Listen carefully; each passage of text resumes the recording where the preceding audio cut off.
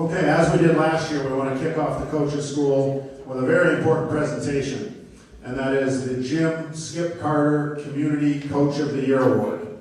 Last year, the award was given to Paige Manning, the field hockey coach at Mount Mansfield Union High School. So to introduce the award, I'll give you a little bit of information. The Jim Skip Carter Community Coach of the Year Award. The Vermont Coaches Association is proud to present the Jim Skip Carter Community Coach of the Year Award.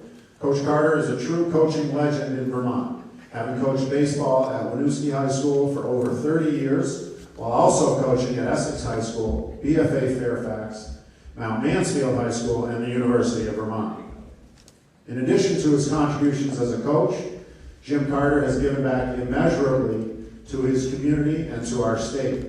Since 1990, Coach Carter has traveled Vermont and also into New Hampshire and New York, giving presentations to high school students about organ donation and the importance of wearing seatbelts. He has given over 1,000 presentations, primarily to driver education classes. Although his impact on the kids to whom he has spoken cannot be measured, he has undoubtedly helped many kids to drive and ride safely and has encouraged thousands of young people to be willing to become organ donors. Jim took a tragic event in his life, the loss of his daughter in a car accident, and turned it into something that has benefited others. That's the way he does things, constantly thinking of how he can help others, especially young people. To present this year's award, please welcome Coach Jim Carter.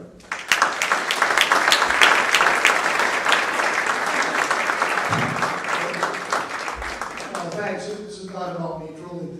I mentioned this to Ryan last year. I was helping out with volunteering at Mount Mansfield baseball, and I said, we have a very, very special person in our coaching community at Mount Mansfield, and I'll talk a little more about that later. But I want to just lead off by saying, we are caregivers, and I mean this in the most positive way. Coaches, we are caregivers. We give a great, great deal of care to our athletes. Sometimes that's forgotten, I think, by people, but my parents and sometimes the school board and some other people, but we are tremendous caregivers to our kids. I've always kind of lived by a code of people don't care how much you know until they know how much you care. Say it again, people don't know how much you care, what you know until they know how much you care. And that's really true. Again, as I said last year, I met with Brian and they said, we have a special person in this community that was a tremendous caregiver. She donated a kidney to her, one of her good friends. And that's how this thing got started. And then, Brian put the spin on it and named after me. And it's really, truly not about me. It's about coaches. It's about you folks. And how much you folks care for people. And we do so much other than X's and O's and wins and losses. Actually, we did, Ryan and I shared with me some of the nominees this year. And some of them were, won state championships and had 500 wins and all that. That's not really what this award's about. It's about people caring about their other folks in their community. And to present today's winner, this year's winner, is the athletic director at South Weldon High School, Jeff Marino. Jeff.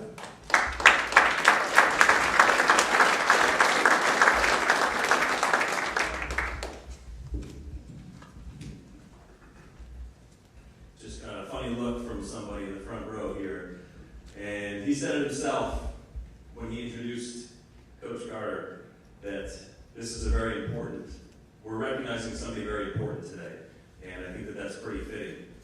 We'll move this over. As many of you know, a lot of schools in Vermont were hit pretty hard by the flooding in August, and a lot of the schools' athletic fields were hit hard as well. South Royalton, in our immediate area, Rochester, Whitcomb, we took it pretty hard. And when the day ended, we took stock of what we had left.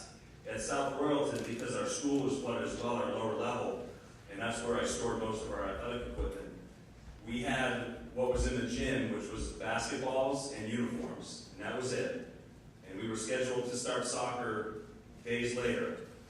And it was pretty, athletics was not the most important thing going on for us, obviously. There were people that were in need and whole communities that were cut off.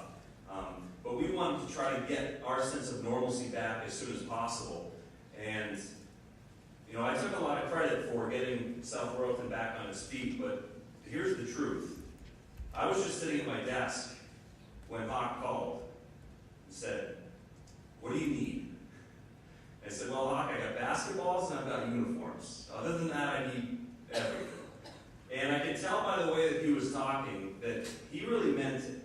Because we got a lot of people saying, "Hey, what do you need? You know, what can we do to help you out? You can practice at our field, or, you know, we'll let you have some soccer balls," which was awesome. Don't get me wrong. But Hawk was literally saying, "You tell me what you need and I will get it for you."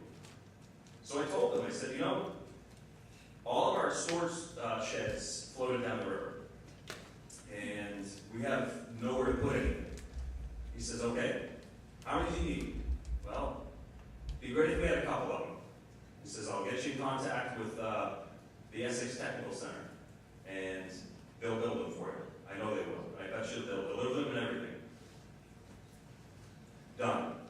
We now have 3 beautiful, painted storage sheds sitting on our fields already, ahead of when he said they'd get there, because the folks at the Technical Center there clearly have a lot of respect for Hawk to just accept his request and fulfill it just like that. Those kids drove from Essex to South Royalton, which is about an hour away, spent the whole day putting our sheds together, finishing them up, and allowed us at SoRo to order all of our replacement equipment because we now had a place to put it. And our baseball coaches spend half their practice with their kids and the rest of the practice putting together the new turtle, the L screens, the new bleachers, everything up at those sheds. He says, "You know, we're going to try to raise some money for you too, if that's all right. Our kids, our leadership council got together. We wanted to just pass the hat at a couple of football games and see what we can come up with. You know, I don't know what it's going to be, maybe a couple $100, but just so that you know, our kids are thinking about you and they really want to do this." I said, "That's great. You know, we're looking at a lot of money. FEMA's not going to cover everything, and our insurance was not going to cover everything. So we knew we had a gap, about $30,000 that we were going to have to meet. And as you all know, working with schools, we don't just have $30,000 in any school budget, any school, any size, that you can just tap into. So we were appreciative of whatever he could do. The first football game, I don't know who they played that night. I think it was local, maybe CVU. And I remember I brought my family up here because we love eating at Moe's. It's the best restaurant ever. Actually, you go there later. And we swung through Essex, just wanted to be around, wanted to see, you know, show my wife where it was, show my kids where it was. And we passed 3 buses from CVU coming down Route 2, I think it is. And I was thinking, "Oh, that's good, big crowd, you know, maybe we'll get some extra money." Hawk emails me at like 2 in the morning, whenever he gets done with football games, and says, "Couple $1,000, maybe $3,000 almost the first night. One football game, the folks from Essex and Hockenbury and Shelburne and Charlotte had donated that much money the first night alone." And I'm thinking, that's awesome. You know what, a check for $3,000, this is great. He says, "We're going to keep doing this. We're going to do it at field hockey, we're going to do it at soccer, we're going to do it at the rest of the football games, and see what we can come up with." I mean, he could clearly sense that the people of Essex were buying into this big time. And it just didn't end there. He invited us to come up to his, what we call it, a captain's council. I think it's an athletic leadership council at Essex. So we got all of our captains from SoRo in a van. We drove up one morning. We got to Essex, and we were treated like superstars. Brought into an auditorium, which our kids at SoRo had never seen one before. And Hawk was there. He had a whole program, what he wanted to do. He lets me come up there, and we start sharing our story. And it went on and on and on and on. And he didn't care. He just rolled with it. It was a great connection for our kids from SoRo and his kids from Essex to see the human impact that the event had had. Then he gives us a tour of the school. You can walk around SoRo in about 8 minutes, the whole perimeter. It took us 10 minutes to walk from the auditorium to the library at Essex. Our kids were blown away. I mean, SoRo's a pretty small town, very small school. It's K through 12. They spend their entire 13 years of schooling working their way down one hallway, from one end to the other. That's what they do. It was really neat to go to Essex. It was really neat to see them see what the other side of education looks like. But there was a lot of commonalities, a lot of similarities. And he treated our kids like absolute gold. Brought them over to the tech center, showed us where one of our first sheds was being built, brought us into the trophy hallway, which is crazy. We're all jealous of the Essex trophy hallway, I think. Brought us over to the weight room, and I remember, looking at the pictures of the kids from Essex, action shots, these huge shots, and I could see the look on our kids' faces thinking, wow, this is really neat. We go by the weight rack, starts with the little 5s and the 10s and the 15s, and ours ends at 40, maybe 50. Theirs had, I don't know what they were, 500-pound handbells or something like that. And of course, my big, superstar soccer player guys, who are captains of soccer, basketball, and baseball, because that's how it is at a small school usually. They go, "Whoa, what are these doing in here? Who can lift these?" And we hear from the other side of the room, "I can." And we all turn around and there's Hawk. So right then, all the guys that we brought up they just wanted to be Hawk. And all the girls came over to me and started asking how old his son was, because they were pretty sure that they would be interested.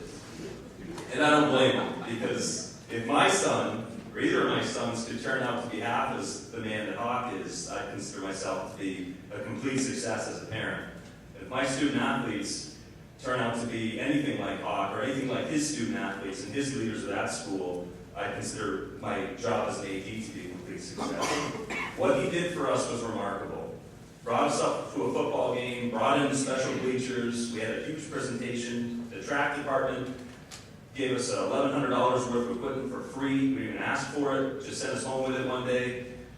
We brought 3 busloads of kids up that night, almost the entire Soro student body to be there. He got free pizza, free Ben & Jerry's, the cheerleaders met our kids off the buses. I mean, every little thing was thought of. And we got to spend a day in Essex. It was really nice. You need to keep in mind that at that point, we were leaving behind, if you've driven through it or if you experienced it yourself, a lot of devastation. And it's not very uplifting, even now, to drive around and to be in it. To get away from it and give our kids a Friday night away was awesome. It was probably the coldest night of the year. It rained, it was miserable weather, and we still had a blast, and we didn't care, because it was something different, something new, something fresh. Hawk brought his group down, a van full of kids later on, to come tour our town and our school, and to meet with us. And because Hawk is from Northfield, and that's one of our natural rivals, there's a lot of people in town that know Hawk already, and they respect Hawk a lot. If they respected him before, he's pretty much a god now in South Royalton. They're ready to turn over the keys to the city to him, and I wouldn't blame them if they did. He's welcome in Soro anytime. And I'm very pleased that I can be here to speak about him and to share this with a larger audience, because what he did has given us an opportunity to get our kids outside because of this weather and play on fields that already have grass on them.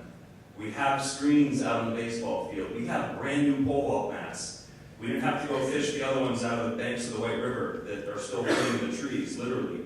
We have new javelins. We have a new backstop for softball. We have everything that we had before and then some, because Hawk, all said and done, donated to South Royalton over $12,000 from his community and from his students and from the folks from the other towns that played at Essex. It's incomprehensible to us that he was able to pull that off. And to me, it shows how much people respect him, how much people listen to him, and how much people believe in him.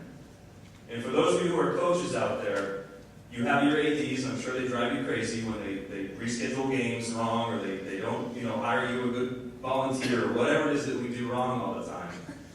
But Hawk is the type of AD that we should all aspire to be like.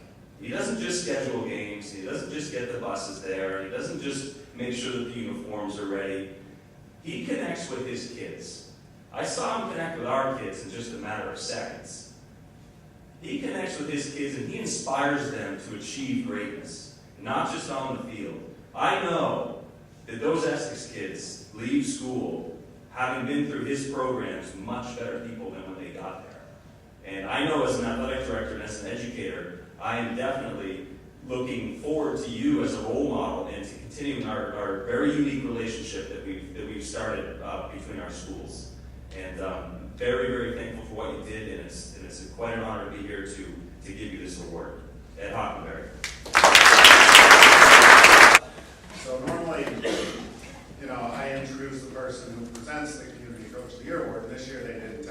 was presenting the board, so started to get a little suspicious on that one. But you know, I don't know what to say. I feel like, you know, Jeff, that was great, and thank you for all those very nice words. You know, what we did, we certainly did the right thing in helping out South Royalton, but, you know, it benefited me, it benefited our staff, it benefited our students. You know, it really worked both ways. I think the kids at Essex, you know, learned a lot from this whole experience too. So it went both ways. This really means a lot to me too because of Coach Carter. You know, and he's always been somebody I've got a lot of admiration for. So thank you very much. I really appreciate it.